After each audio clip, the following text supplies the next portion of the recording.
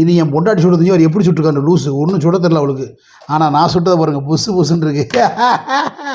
இது இப்படி சொல்கிறாருன்னு பார்த்தீங்களா நண்பர்களே? நீங்களே கமெண்ட் பண்ணணும். இது யார் சுட்டது, இது யார் சுட்டதுன்னு கமெண்ட் பண்ணுங்க. ஓ மூஞ்சியே தெரியல, எல்லாமே நான் சுட்டது. என்னடா ஜாவி யார் சுட்டது? இது எங்க அப்பா சுட்டது. இது இது எங்க அம்மா சுட்டது. கேட்டுக்கிட்டியா? பொய் நண்பர்களே. அதுதான் இது நான் சுட்டது, இது அவர் சுட்டது.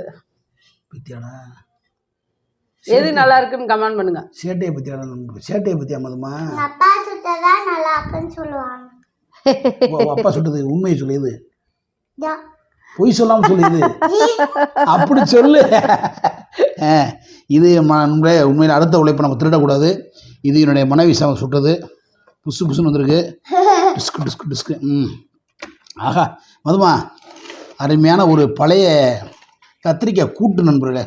நேற்று வச்ச சாம்பாரில் மிச்ச கூட்டு தான் இது, மிச்சம் இருந்துச்சு.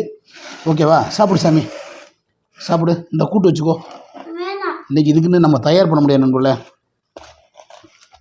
ஆஹா தரமாக இருக்குடா. சாப்பிடு சாப்பிடு. இந்த இது ஒன்று வச்சுக்கோ. அப்போ ஒன்று சாப்பிடவா?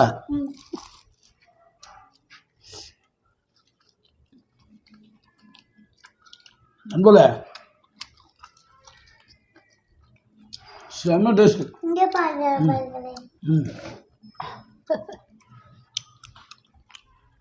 என்ன நண்பர்களே அது? ஆடா எப்படி உடனே தேய்ச்சி உடனே போட்ட அதிரடி பூரி. பூரி என் மகளுக்கு ரொம்ப பிடிக்கும். ஏப்பா எப்படி மது?